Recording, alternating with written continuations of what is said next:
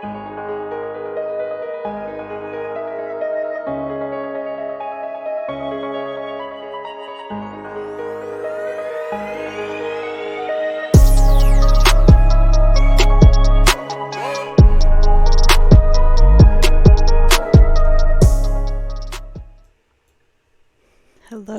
and welcome to Crime in Court. My name is Heather and this is a follow-up to my 9-part series of the Frank's Memorandum of from the Delphi unalivings. We read through in 9 parts because it's 136 pages long. We read through the memorandum that Richard Allen's defense team had made public. They filed it publicly back in September of last year, and that's the document about all the Odinist ties that they think are connected to the unalivings of Abby and Libby. So in a follow-up to that series, I am doing a couple videos, probably 2. If I can get it into 2, maybe 3, but I'm hoping just 2. Today we're going to talk about what is Odinism, the beliefs, the background. We're going to get kind of a neutral take. This first source that I have is very neutral. And then we're going to go in some of the darker aspects of what this, I don't even want to call it a religion, but it's considered, I guess, a religion technically, but it's more of a CULT. So I don't know, but we'll dive into it, and you guys let me know what you think about it. Please don't forget to like this video, subscribe if you're not already a subscriber, and comment. Let me know below what you think about this Odinist angle that Richard Allen's team is on. And it's not only Richard Allen's team. After Judge Gull took Richard Allen's original attorneys off the case, the new attorneys also agreed with this Odinist angle, that there's something to it. So that's 2 sets of lawyers now that have looked at all the evidence and have come to that conclusion. Anyways, so let's get started on Odinism. What is it?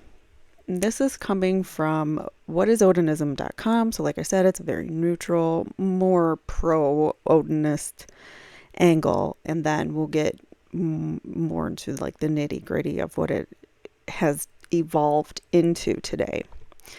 All right, so Odinism, unraveling the threads of spirituality. Odinism, and I apologize for my pronunciation of certain words. I looked up a couple, but for the most part, I probably won't know how to pronounce any of these words. Just giving you heads up on that. All right, so Odinism is an ancient religion based on the spiritual beliefs and practices of the ancient Norse people who lived in what is now Scandinavia and other parts of Northern Europe. It is a polytheistic religion, meaning it worships multiple gods and goddesses. So Odinism is also known as Asatru, or the heathen religion, which means faith in the gods in Old Norse. It is named after their god Odin, the chief god in Norse mythology, who is viewed as the All-Father and the ruler of the gods. So here's a picture, someone's depiction of Odin. I believe that's supposed to be Odin. All right, so the religion places great importance on valuing and respecting nature, as well as the ancestors and traditions of the Nordic people. It strongly emphasizes personal responsibility and upholds honor, loyalty, and bravery. Rituals and practices often include offerings, sacrifices, meditation, and divination. So, like calling upon the spirits. All right, so despite experiencing significant suppression, Odinism has witnessed a resurgence in modern times, particularly in countries like the United States, Canada, and the United Kingdom. Some practitioners have also combined traditional beliefs with modern political and social ideals. Does Odinism have the power to save you from sin and death? That is definitely Odin, because one of the stories of Odin, like his background, his how he came to be or whatever, he gave up one of his eyes so that he would have the wisdom, like an all-knowing wisdom. So he gave up an eyeball for wisdom, and that's why he's often depicted with like a patch over his eye, a gold patch, I guess. I don't know what you would call that. Some kind of gold covering on his eye. All right, so the origins of Odinism. Odinist religion worships a pantheon of deities. The ancient Norse people who lived in Scandinavia during the Viking Age, so think Vikings, think, if you've ever seen like that show Vikings, or what's that Netflix show, The Kingdom, those are Vikings. So they would worship Thor and Odin and those types of gods. All right, so the ancient Norse people who lived in Scandinavia during the Viking Age from approximately the 9th century to the 11th century CE practiced it as their native religion.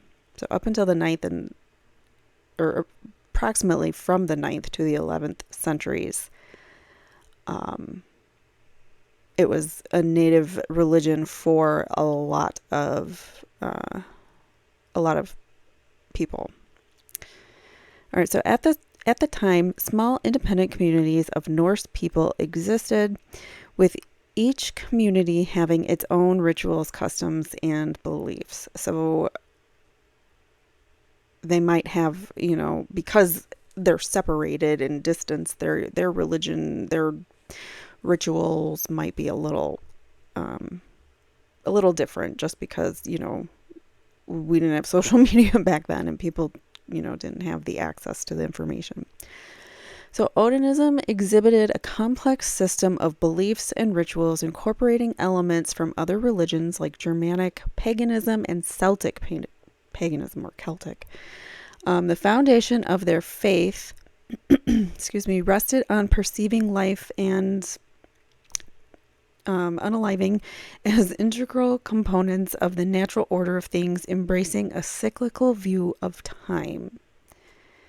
So they didn't view when people were no longer alive, they didn't view that necessarily as a sad thing.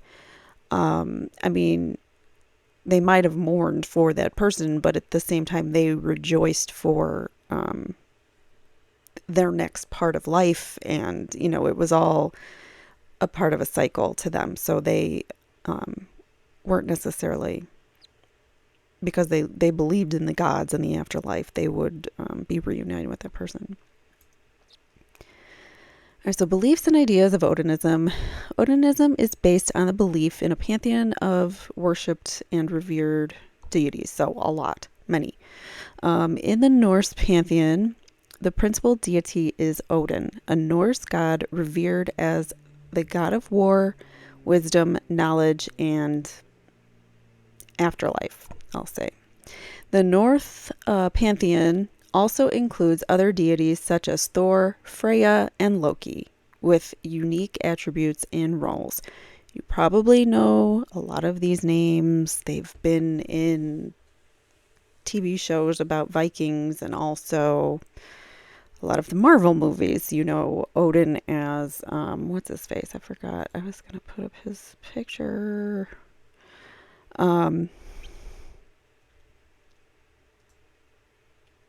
Sorry. Here, let me move that out of the screen. I was going to put up what's his face's picture, and I totally forgot. But yeah, so you've heard these names, you've seen them all in like Marvel movies or other movies regarding like Greek mythology or anything like that. So they're typical Old Norse names, I guess. I'm trying to find the image. Nope. Bear with me one second. So the followers believe in Yggdrasil. That's how you pronounce it. I looked it up. So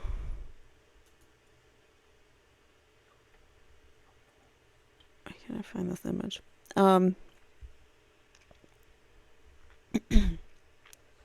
Excuse me. Anyways, I can't find this image. It's driving me nuts.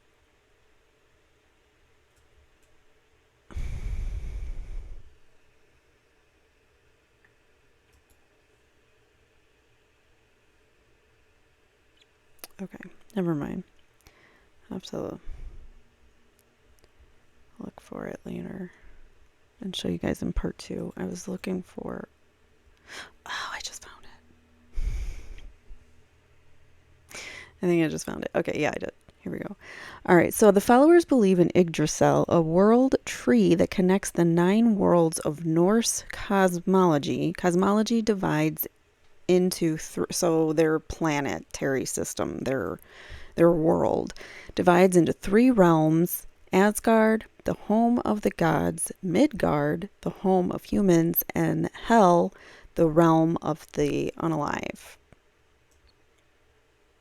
And here, this is a picture I wanted to show. You guys probably know Thor as, who's that, Anthony Hopkins? And, oh no, I'm sorry, Thor as, oh my god, I'm having a total blank. You know these people. Chris. Is it Chris something? This is going to drive me nuts. I gotta look it up. You guys ever are like that? Like, you just gotta look up people's names. You have a total brain, whatever. Helmsworth, right? Chris Helmsworth. That's Chris Helmsworth. Yes, I figured it out before I looked it up. And then Anthony Hopkins. Sir Anthony Hopkins. So you probably remember or know a little bit of that. And Loki is played by what's his face? I can't. I'm not gonna remember the actor's name, but they're depicted in a lot of the Marvel movies and other movies out there. They, Greek mythology is not something that we're not inundated with. I mean, it is everywhere, even though we don't believe in the actual religion anymore. It has references in our society all the time. All right, so Odinists also incorporate the belief in fate and destiny. Norse mythology depicts fate as a web woven by the 3 Norns: Erd, Verdandi, and Skuld. What are Norns? No idea. The Norns exercise control over the destiny of all beings. Oh, okay. Well, there we go. And their decisions are unchangeable. However, they also possess free will to make choices that can alter their fate. They emphasize the importance of personal connection with nature and the divine, teaching that individuals have the power to shape their destiny and create their own reality. I kind of like that. Odinists achieve this through meditation, divination, and establishing a connection with the natural world. One of the central beliefs in Odinism is the concept of Ragnarok. Ragnarok is the end of the world in Norse mythology. I didn't know that. Where the gods fight and their lives end in a final battle against the forces of evil. Odinists believe that Ragnarok is a cyclical event that happens repeatedly and that it is necessary for the universe to be reborn. And that goes with how they think everything is cyclical. Life is cyclical, and everything around them, there's a pattern. Just if you watch nature around you, everything has its own process and pattern. All right, so these are some symbols that you might see that are associated with Odinism. I'm not even going to try to pronounce all of them. The main ones are the Volkna here. That's the main one that pretty much represents The religion, it stands for the religion. Whenever you see that, that means like, I'm an Odinist. If that's patches on me, I'm an Odinist. I am not, personally. So though, I'm not going to read them all, but you see they have some kind of cool designs there.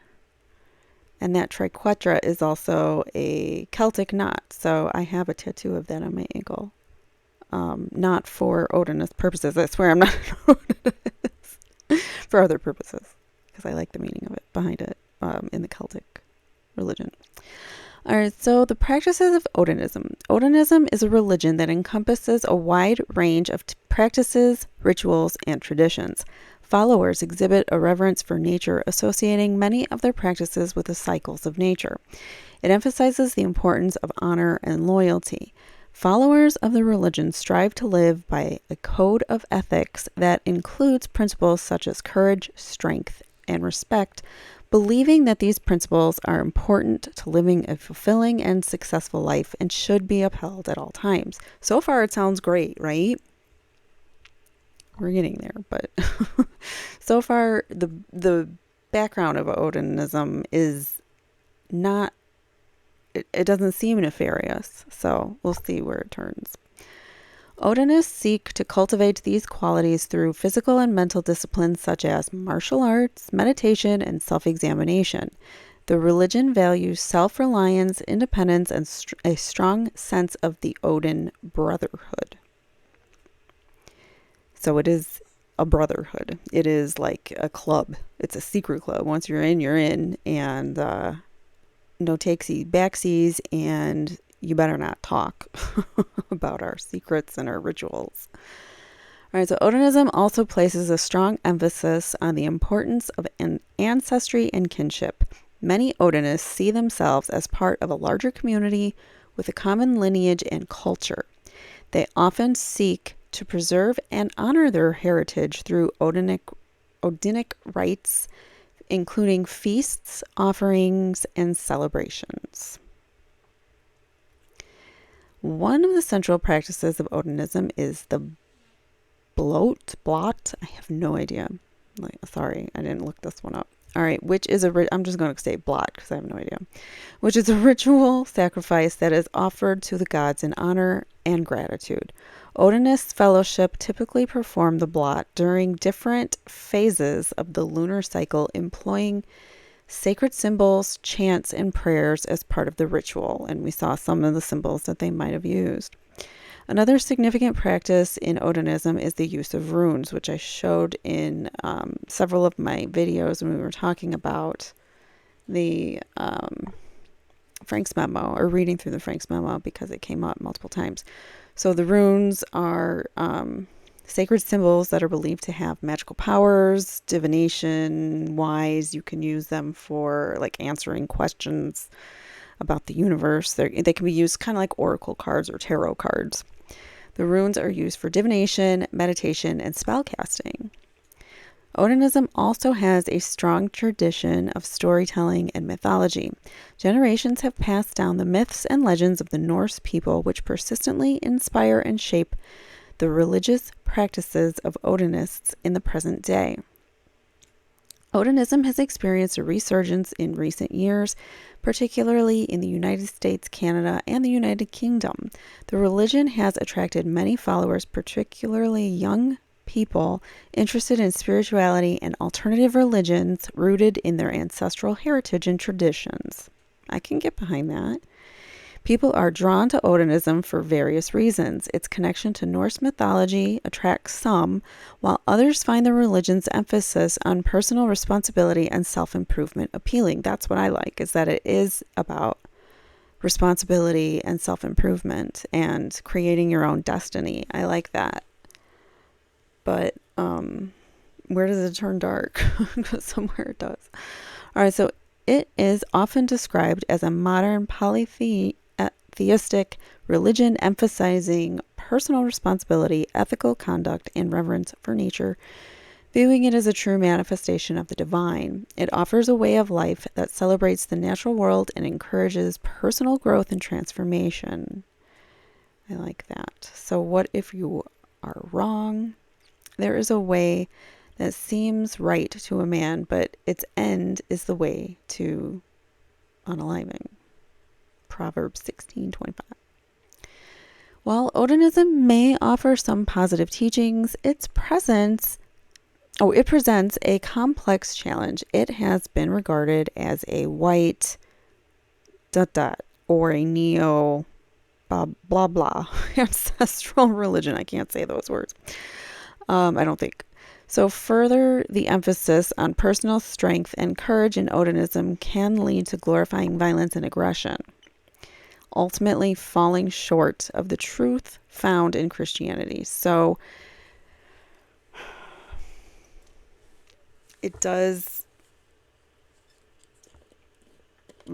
even this article admits that there are some ties to a white superiority type of group, or a neo, what can we say for that word instead of that word?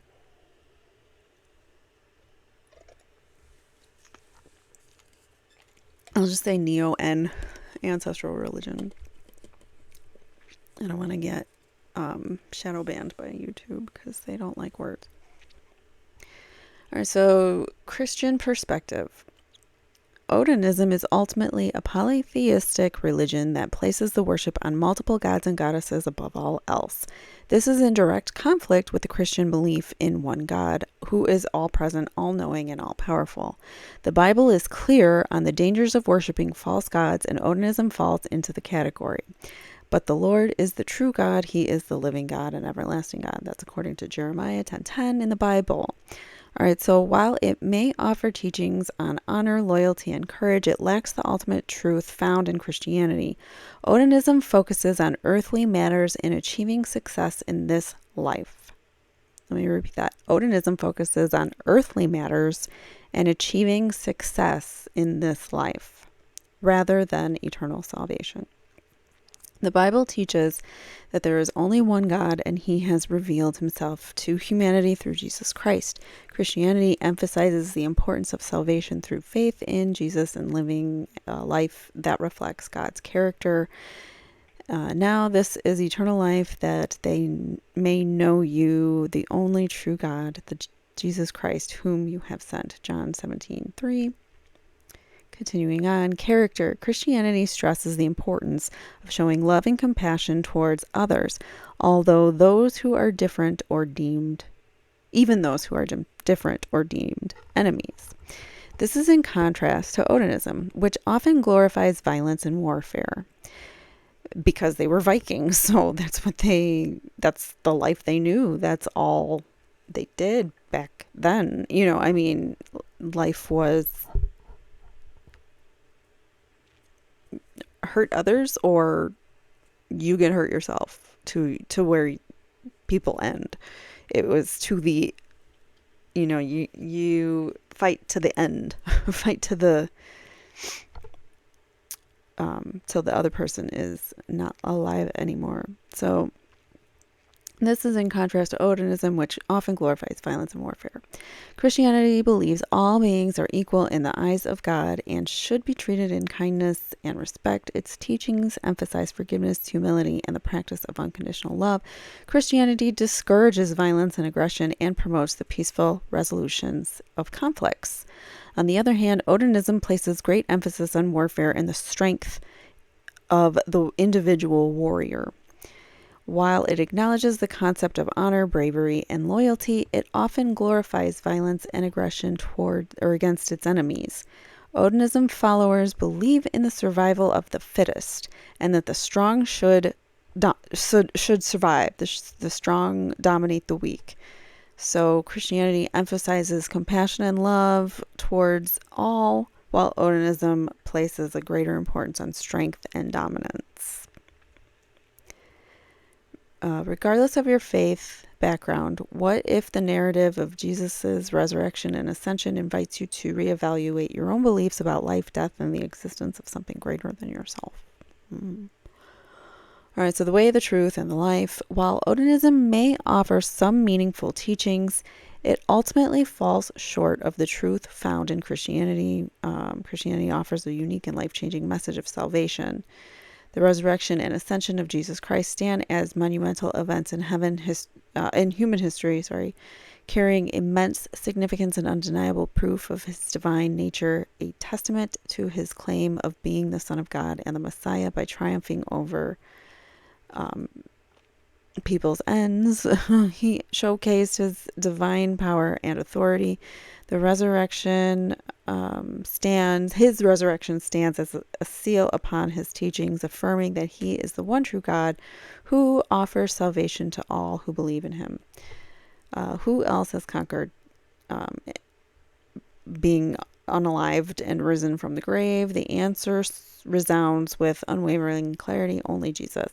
So overall, the differences between Odinism and Christianity are vast, making it difficult to fully embrace both belief systems simultaneously. So if people are saying that they're an Odinist, then they definitely don't subscribe to Christianity, because they're clashing. They're two clashing religions. So, although Odinism may offer some guidance on living an honorable and ethical life, it falls short when it comes to salvation and the promise of eternal life. The teachings of Christianity provide a clear and definitive roadmap for living a life pleasing to God. For those who follow this path, there is an assurance of salvation. And yeah, so that's just a tiny little brief background of what Odinism is. We're going to read this next article, the troth.org resource, What is Odinism History? This is my source. And we're going to read through it and see if this gives us a little more background regarding what Odinism is. So the foundation of Odinism, heathen history. Summary. Odinism is an old term for Norse paganism that is now almost exclusively used in prisons or by ex-inmates. Why is this? How did Odinism come to be, and why is it so different from the Norse paganism that most people practice? So keep that in mind. There is a more neutral type of this Odinism where you embrace nature and cycles, and you believe everything's cyclical, but this and you embrace power and warfare. But this is somehow it's changed within the prison system. It has become just prevalent. So we're going to read a little bit about that. The story begins in Australia with a lawyer named Alexander Rudd Mills. All right, so the birth of Odinism. Now, some people are going to tell you that Odinism is an ancient faith, the faith of our ancient white ancestors. But this is more of a concept. Let me actually make this bigger so my eyes get a break. Oh, that was better. Fine. All right, so here. Now some people are going to tell you that Odinism is an ancient faith, the faith of our ancient white ancestors. But this is more of a concept than any actual fact. Odinism as it is practiced today is actually just a little over 100 years old. So remember the ancient Odinism, like the more spiritual Odinism,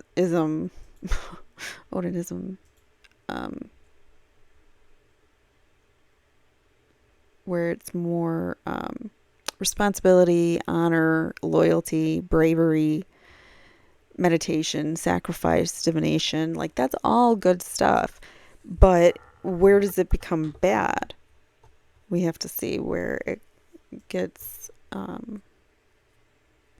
to be used more so in the prisons.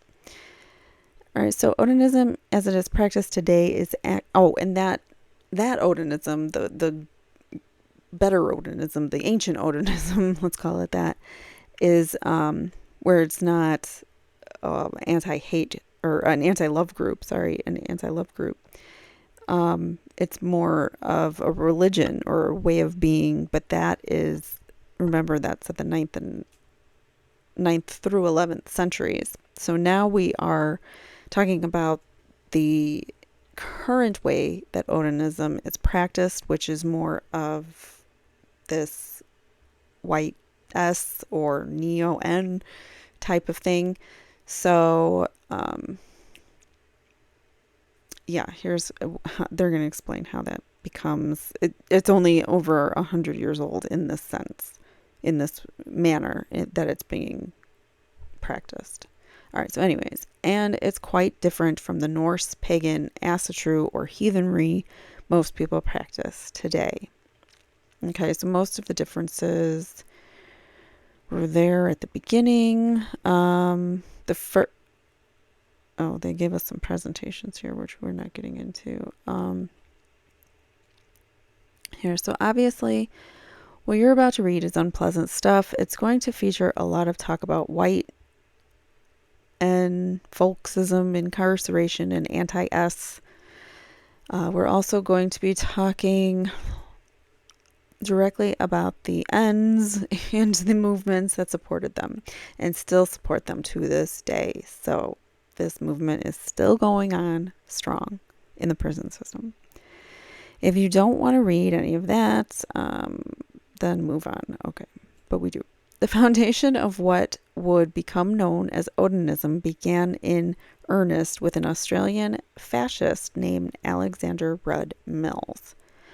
Odinism as a term first entered the language through a British essayist, Thomas Carlyle, but it didn't find purchase as an idea of the new religion until it reached, of all places, Australia. Alexander Rudd Mills, an Australian lawyer, became enamored with the writings of Thomas Carlyle, Friedrich Nietzsche, early fascist thought, and with the idea of Odinism as the natural religion for the British race, quote unquote, the British race. All right, so he lived in and toured Europe from 1931 to 1934. In Germany, he met N leaders, including that guy, who I'm not going to say, the leader of the Ns, who was, however, not especially interested in his ideas. So this guy wasn't interested in Alexander's ideas, Alexander Rudd Mills' ideas for Odinism. All right. This guy, Eric Ludendorff, and his wife, founders of an Odinist society called the Tannenberg Bund. That's a long name.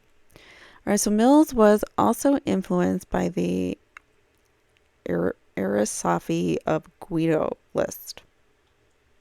In England, he met leading fascist, I don't know if I can say that word, fashionistas, we'll call them, attended meetings of Oswald Mosley's British Union of Fashionistas, and apparently tried to found a group called the Moot of the Anglican Body.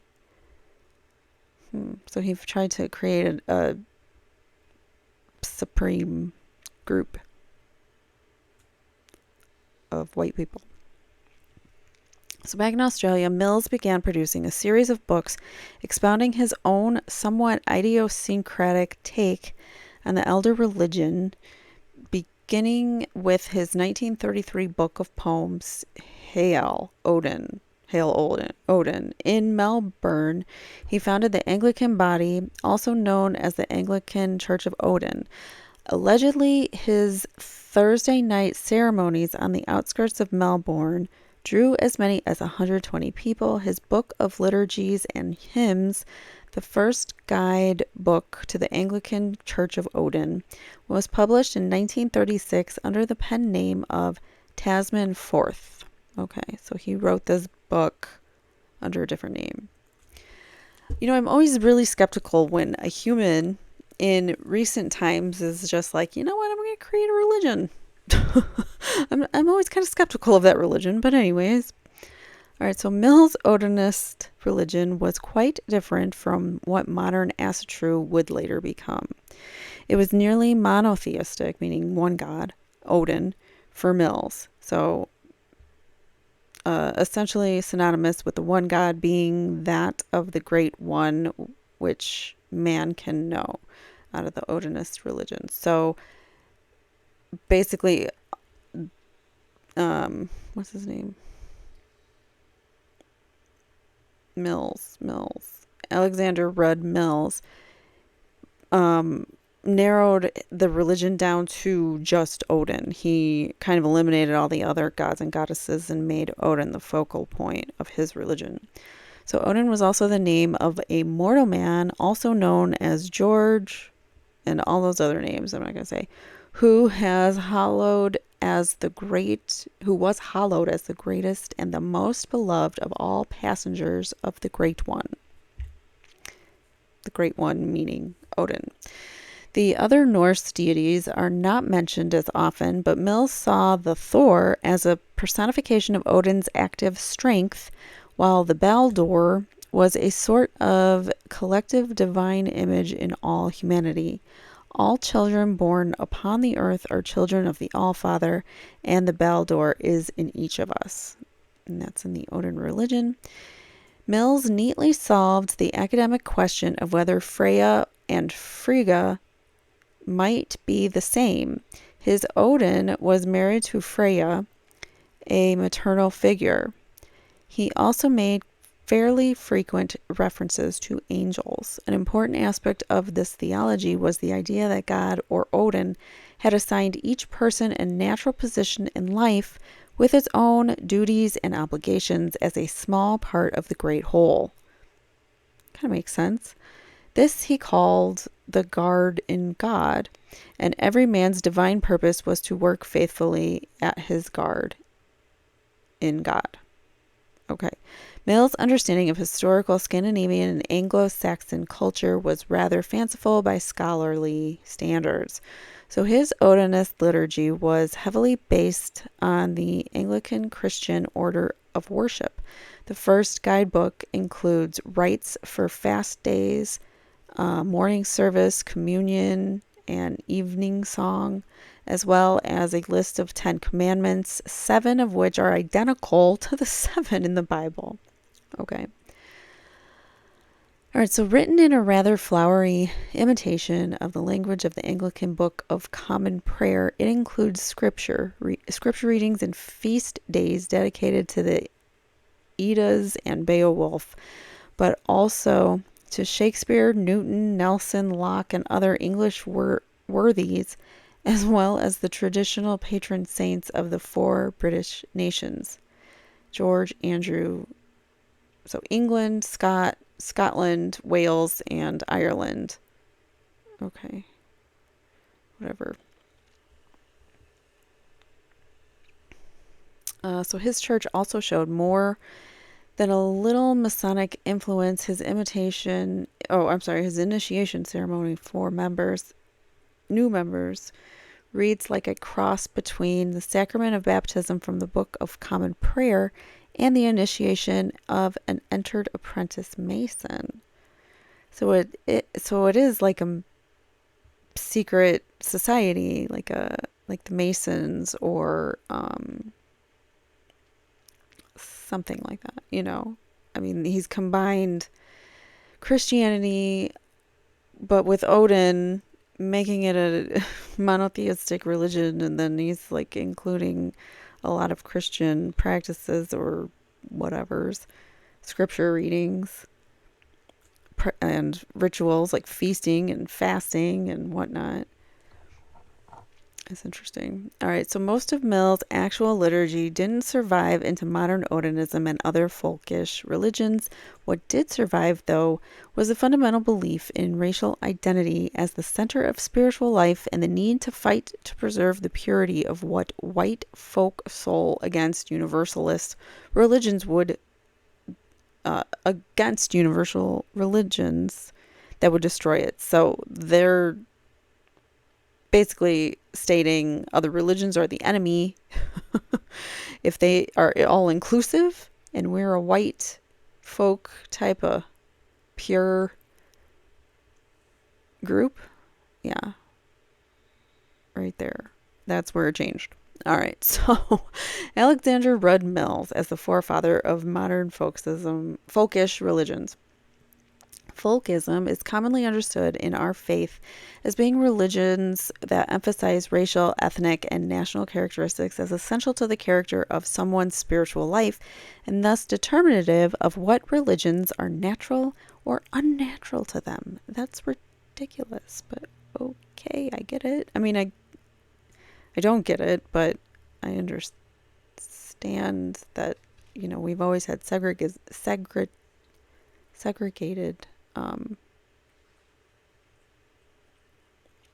parts of society, and this is just another way to segregate society even more.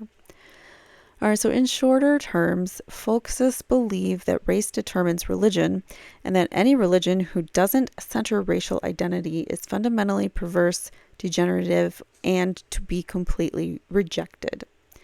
So this anti-S, I don't want to say the word, Mill's writings bespeak an obsession with the Jews, whom he blames for essentially everything wrong with the world, including Christianity. Okay, Neo-N, that's what you are. That's what that kind of thinking is. So under Christianity, with its cloak of sanctity, the Jews and the unsure have their feet upon their neck. User? I don't know what that word is. All right, so Jew worshipping Christians still ask us to discard and forget the wonderful story of our own Aryan people, and that the so-called story of the Jews in place of it. Okay, till our people see it, the Jews have got us enslaved spiritually and otherwise, till we devitalize, decay, and die. So these are coming from sources. I'm not saying these things, just an FYI. These are examples of the anti-S within the Odinist religion. The Jews, generally speaking, recognize the degradation and disintegration of the peoples under Christian culture, and by its direction and otherwise have hopes of ruling other such people, and over all the world's peoples in Christianity be spread over the world. Jews try to hasten the process by using the many powers in their control. Okay. I don't buy any of that, but sure. You guys do. In modern focused religious movements, this has been one element that has persisted unchanged, though it's not always expressed as straightforwardly as Mill's, but it's always under the surface. In most public-facing statements, folksists, it's hard to say, will fall back on this idea of spiritual enslavement and imagery of liberation for white people from the Christian, here understood to mean Jewish, yoke. All right, so Asatru rejects, I don't want to keep repeating, but basically, they don't like other races, any that aren't white. And even the Jews they don't like, so I don't know. All right, so Asatru rejects this notion entirely. It has no place in any genuine expression of our faith traditions. This is part of the reason why the label of Odinism is rejected by most modern Norse pagans. So pagans don't want to be associated with Odinism anymore because of what it has turned into and what it is in the prison system now. It directly ties back to this anti-S nonsense, yes.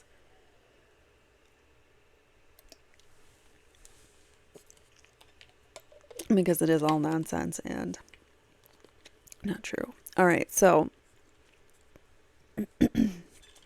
one belief that would pass to folkish heathenry was Mill's insistence that genetics determined spirituality, and that following a foreign religion was the root cause of social malaise. Our own racial ideas and traditions, not those of another, are our best guide to health and natural strength, according to the Odinist religion. All right, so another was the importance of banning miscegenation. So Odinists do not marry persons racially distant from them. They understand the dangers of mongrellism. I don't know these words. And the mating of opposites. Sorry, guys. This is all coming from the Odinist religion. I told you I wouldn't know these words. This is also the reason why folkists despise Christianity and other universalist faiths like Asatru, because they promote an environment where the most vile sin of miscegenation, I don't know, miscegenation. Let's look that word up. What does it mean? And am I pronouncing it correctly? That's what I want to do. When I don't know a word, I want to start looking them up. And we all can learn. Because I bet a lot of you don't know this word either.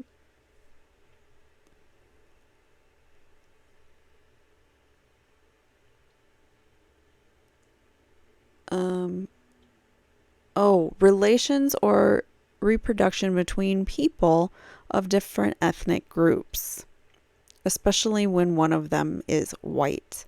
The great fear of mixing bloodlines, basically. And I'm trying to play how to pronounce it, but it's not playing. All right, so why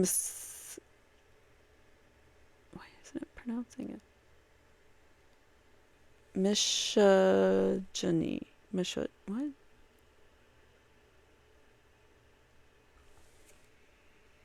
It's not playing. I don't know. Okay. Anyways, well, now we know it is typically a white person breeding with someone outside of their race is what that word means. Okay, so in the view of the folkists, the white race is under constant threat of elimination by all the other races and must fight back to preserve itself. This elimination isn't through any direct war, but through the tolerance of people marrying or, procreating outside their races, which in their view dilutes and ultimately destroys the white race's connection to the vital source of spiritual nourishment, whatever the hell that is. Like you can only get spiritual nourishment if you're white. That's bogus, but whatever. Okay, so these sorts of beliefs couldn't be further from the fundamental values of hospitality and inclusivity common to most, if not all, forms of Asatru today. This constant anxiety about white people dying led Mills naturally to his alliance with the I almost said that, with the neo-N government in Germany. All right, so Red Mills' direct involvement with the Ns. So Mills' position is made unmistakably clear by the fact that he was also publishing outright Nazi fudgeroony, I just said it, that word. All right, so outright N propaganda at the time, including 2 issues of a paper called The National Socialist in 1936 and 1937, which bore a symbol from that N movement on the masthead and ranted on some length about Aryans and Jews. The front page of one issue is reproduced in Bird and Dreamtime. I don't know. All right, so he was creating the propaganda. He was publishing these messages of anti-love groups.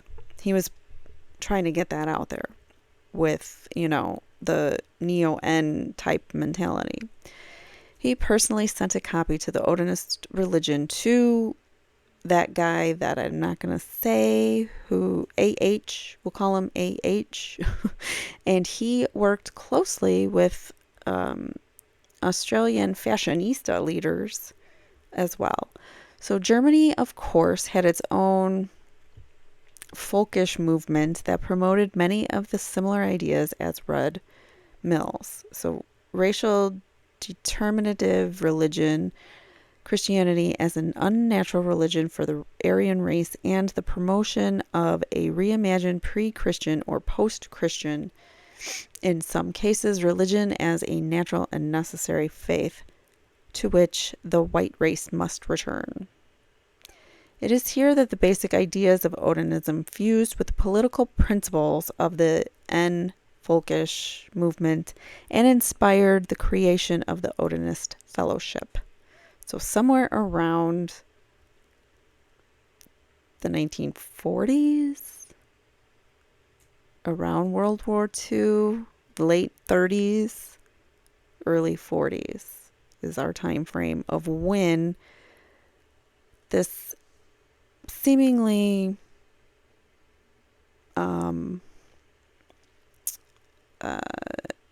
what's the word I'm looking for? Words are escaping my brain right now. This seemingly normal religion that's, not totally crazy, goes from, in our past, our folk, our history, goes from, something that's seemingly harmless to now this, it's fused with type ideologies because of this guy and his propaganda that he put out around World War II, it seems. So, or a little bit prior to World War II. So the end. Wait, did I read that? No, it is here that a familiar character enters the stage who become critical to the spread of Odinism in the United States. Else Christensen, a member of the Danish N Party and avowed folkist, was inspired also by Alexander Rudd Mills' Odinism, and when she migrated, Elsie, when she migrated to Canada, she brought this faith with her and formed the Odinist Fellowship. So you see now it's evolved a little bit. This is a great history of how we're getting to where we're going. All right, so the end. Australia first, arrest and decline in popularity. In March 1942, Mills was detained under harsh conditions by the wartime Australian government, along with members of the isolationist.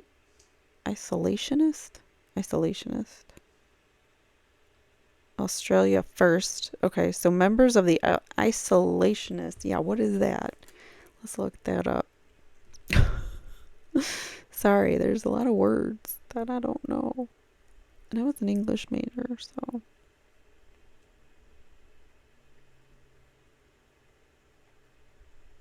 Does it mean what it's like, how it sounds? A person favoring a policy of remaining apart from the affairs or interests of other groups, especially the political affairs of other countries.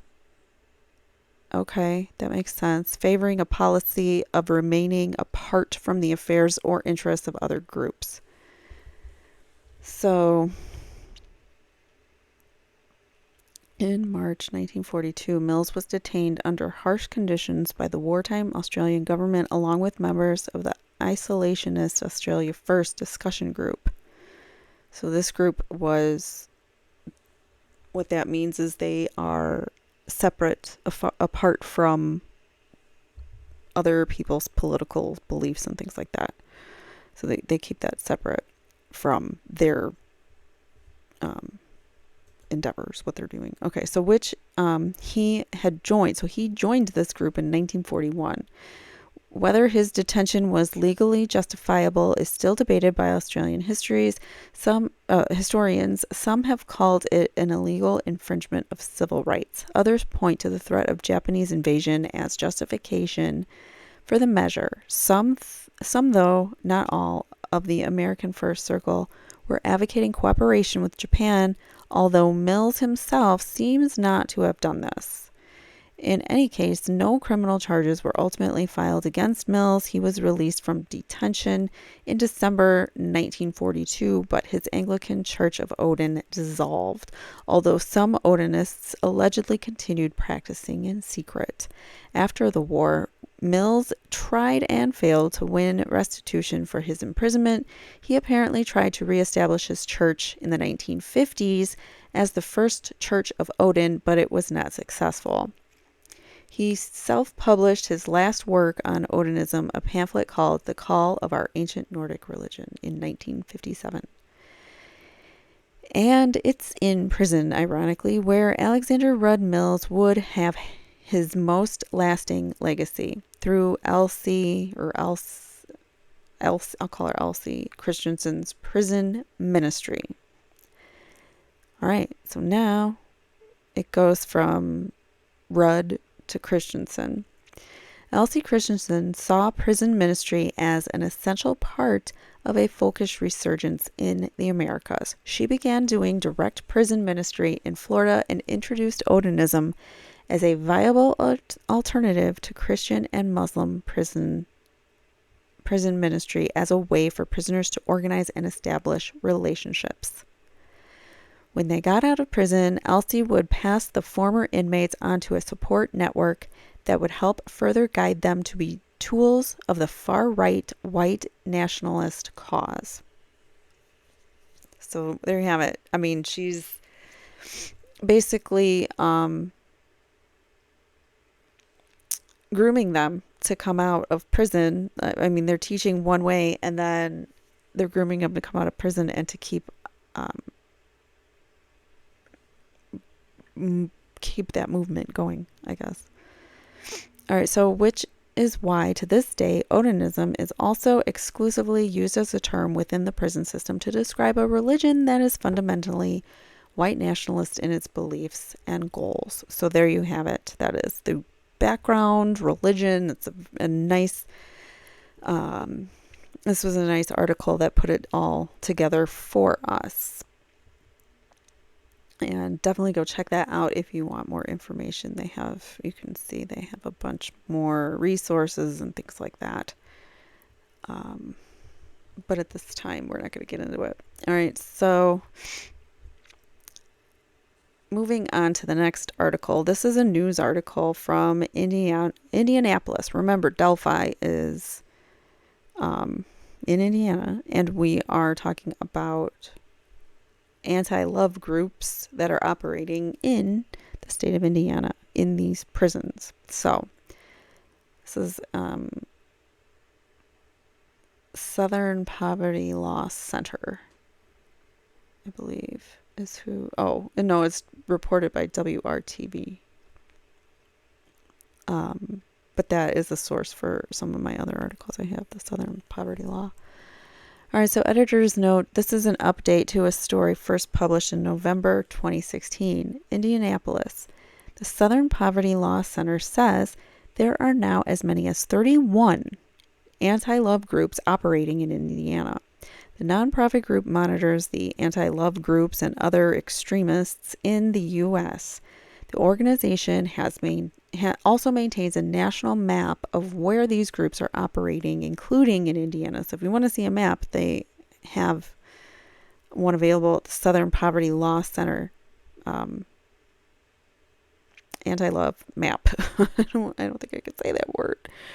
All right, so I don't know. I really have no idea. If anybody has a list of all the words that you can or cannot say on YouTube, I would love a copy of it because it's so confusing. I don't know. All right, so where did I leave off? Of the 31 groups, did I read that? Yeah, of the 31 groups, the SP Southern Poverty Law Center says that are operating in Indiana, most it identifies as, most of them, I would assume, most identify as either neo-N or racist SHs. We need some other code words for these things. Although it also says that black separatists and racial traditionalists Catholic groups can be found in Indiana as well. So there are many types of anti-love groups in the prison system, but specifically 31 in Indiana. So in response to the rally in Charlottesville, Virginia, hundreds of Hoosiers attended an impromptu counter-protest downtown at Monument Circle. All right, so below, what's that? I don't know what that was about. All right, so below, find the organizations that SPLC has classified as anti-love groups in Indiana. So I don't want to read all the names, but Neo-N, the name Gallows Tree Wotensvok Alliance, it is statewide. Wotanism is a form of modern paganism with white ethnocentric beliefs imitating those found in the 19th and 20th century Germany. So there you have it. Wotanists espouse white nationalism, white separatism, and often oppose the U.S. and Judeo-Christianity.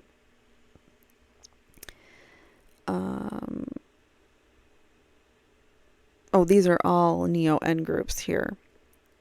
Okay, so the next Neo-N group is the National Socialist Movement. It's statewide, and they bill themselves as America's premier white civil rights organization. The group promotes white European cultural heritage and white separation. Members must be non-Jews and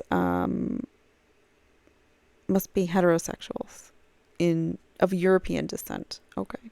So you have to be, there's a prerequisite regarding your heritage, your blood. All right, so White Aryan Resistance is the next one, which is in Warsaw, Indiana. According to the SPLC, Neo-N groups share a hatred for Jews and a love for AH and N Germany. I hope you guys are watching on the screen because I cannot get through these without having to abbreviate or say a code word. All right, so while they are also an anti-love group, they also do not like minorities, gays and lesbians, and even sometimes Christians. They perceive the Jew as their cardinal enemy. This is so crazy that this still exists. All right, so Daily Stormer, statewide, founded by Andrew Anglin, the Daily Stormer is an openly Neo-N website that bills itself as the most genocidal Republican website. Ew. The site draws its name from the N propaganda sheet der Stürmer. I don't know. That's a German word, I assume. Neo-Volkisch, whatever that is. It's so Hoosier Headhunters Fight Club. Like, the names of these don't even sound like they would be these anti-love groups, but according to the SPLC, that's what they are. So this group is statewide. According to the SPLC, the Neo-Volkisch movement veils its ethno-eccentric beliefs in arguments for the necessity of separate societies or tribes to preserve all ethnicities. Oh, so it's just trying to preserve all ethnicities, sure.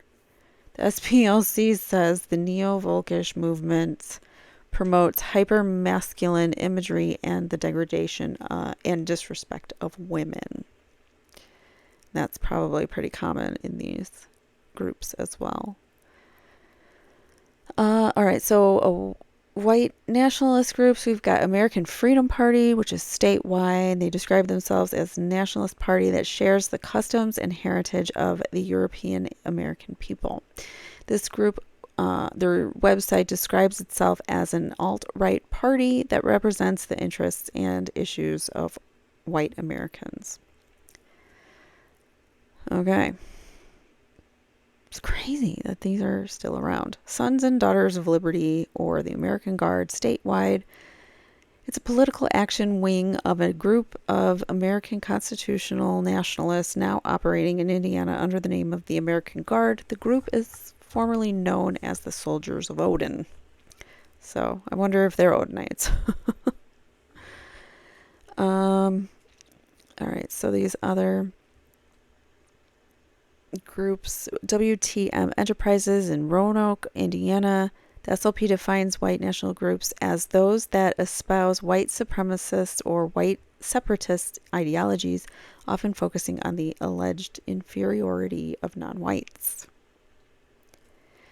Traditionalist Worker Party, Columbus, Indiana. The SPLC says the Traditionalist Worker Party is a white nationalist group that advocates for racially pure nations and communities that blames Jews for many of the world's problems. Wow. The Traditionalist Worker Party also reportedly operates the alt-right crowdfunding site GoFundMe? I don't know. This is crazy that these groups are still alive and well and thriving in today's society. Even if it's in the prison system, it's still, they are a part of our society. Even though they're separate from our society, it's still our people, our family members and whatnots. Not necessarily mine. I'm saying just, they're still humans inside a prison system. So it's kind of outrageous to think that this is going on, but maybe it's something that they have to learn early on in order to survive in the prison system, to join one of these gangs or groups. I don't know. All right, so this last one, or do we have more? Oh, we got more. This one, the Traditionalist Youth Network in Bloomington, Indiana, founded in part by Indiana white supremacist Mike Heimbach. The Traditionalist Youth Network has its origins in the Youth for West Civilization and White Student Union white nationalist groups. Heimbach has railed against blacks, Muslims, Jews, homosexuals, and anyone else he perceives as a threat to white superiority. It's disgusting. All right, these, the Aryan Strike Force, statewide, I feel like I've heard of this. It's a radical anti-Semitic organization that criticizes what it calls the failed state of a Zionist eroded government in the U.S. All right. Blood and Honor Social Group, or Social Club, Indiana, statewide. The Blood and Honor Social Club is a UK-based international coalition for SHs. Vinlanders, Indiana. Remember that name? Remember? From our Frank's memorandum, the Vinlanders. Knightstown, Indiana is where it is located. The SPLC says the Vinlanders Social Club was formed in 2003 by members of a rogue SH group. They follow a racist version of paganism that reveres the Norse god Odin. The group is headquartered in Indiana. They're headquartered there. Keep that in mind. All right, so Firm 22 statewide. This is another part of the Vinlander Social Club, used to refer. They use this term to refer to supporters and associates who are not actually members. Okay. American Viking Clothing Company. What? That is such. Why would they're trying to hide the fact that they're anti-love groups? American Viking Clothing Company in Knightstown, Indiana. The SPLC categorizes the American Viking Clothing Club as a SH organization. The organization itself purports to be Havamalist, which it describes as stemming from ancient Nordic heathen beliefs. And then this group, I'm not going to say, they have 3 chapters in Muncie, Kokomo, and Indianapolis. So that this group is thriving and doing their own form of spreading their propaganda bullshit. All right, so these people call themselves the White Christian Patriots. They advocate for pure Christian America and against race integration.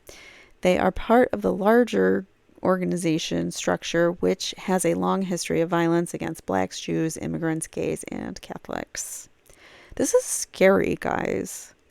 This is scary that this exists and this is still so prominent. This is just Indiana alone. Look at all these. All right, so Loyal White Knights of that group that we just talked about, they're in Kokomo. That's their branch, I guess. The local Loyal White Knights recruit native-born white American citizens of non-Jewish descent to propagate their message of white nationalism and white supremacy. They are part of the larger group, and they have a long history of violence against blacks, Jews, immigrants, gays, and Catholics. United Dixie White Knights of the same group, statewide, pretty much same thing. Oh, their group's website was disbanded in 2017. This particular United Dixie White Knights. The Confederate White Knights, also 2 chapters, Madison and Auburn. My sister lives in Madison. Jenny, you guys have this group there. Confederate White Knights are considered one of the most militant and violent chapters of the Klan in American history. The group originated in Mississippi in the early 1960s and has since spread to other states. My God, this is so scary. Anti-M groups. Soldiers of Odin, statewide. I mean, I'm sure I can say Muslim, but I didn't know if I could say anti with it. So, there you go. All right, so the Soldiers of Odin began in Europe as an anti-immigrant group that conducted vigilante patrols. It has since spread to the United States. Earlier this year, the Indiana chapter of the Soldiers of Odin rebranded itself as the American Guard. All right. This group, the Israelite School of Universal and Practical Knowledge, Indianapolis, characterizes the Israelite School of Universal and Practical Knowledge as a black separatist organization. Such organizations, according to the SPLC, typically oppose integration and racial intermarriage and want separate institutions or a separate nation for black people in America. That's disgusting. I'm like, I don't even want to read these anymore, but I think we're done here. Yeah, this is the end. Okay. So the next one, Nation of Islam, Indianapolis. The SPLC defines the Nation of Islam as a black separatist organization promoting the theology of inmate black superiority over whites that is deeply racist, anti-S, and anti-gay. All right. So racial... traditionalist Catholicism. So they have some kind of background in the Christian religion, but there's still these anti-love groups. So Culture Wars, Fidelity Press. Like, what kind of name is that you name your group that? I don't know. South Bend, Indiana. According to the SPLC, radical traditionalist Catholics, promote an anti-message about Jews, paints Jews as the perpetual enemy of the state. Campus Ministry USA, Terre Haute, Indiana. The SPLC describes anti-LGBT groups, thusly opposition to equal rights for LGBT people have been a central theme in Christian right or organizing and fundraising for the past 3 decades, a period that parallels the fundamentalist movement rise to political power. So there you have it. There are many, many, many groups that the SPLC has identified. I don't know if that was just 31. I don't think so. But they give us a good portion. Maybe it was. Of what is out there in the prison system today. We are going to stop there for this episode. And in the next episode, or next part, I guess this is part 1, and then part 2, we're going to talk about, just want to give you a heads up, we're going to dive into the Vinlander Social Club.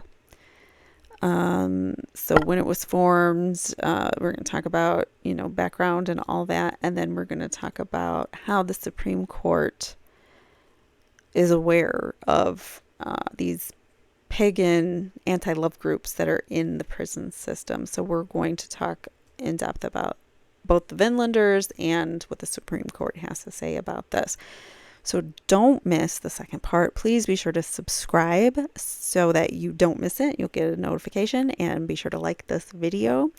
And let me know in the comments below what you think about the Vinlander Social Club, these other groups. Just be careful about what you say so that you don't get banned or whatever for saying words that YouTube doesn't like. But I probably already said a bunch of them on accident here. But whoops. Anyways.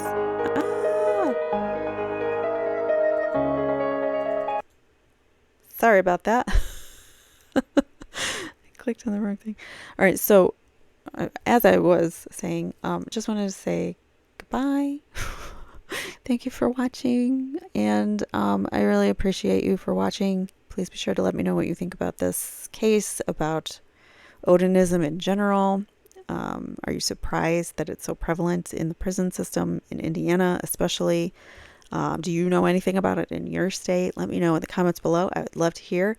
And thank you so much for watching. Take care. See you next time. Bye-bye.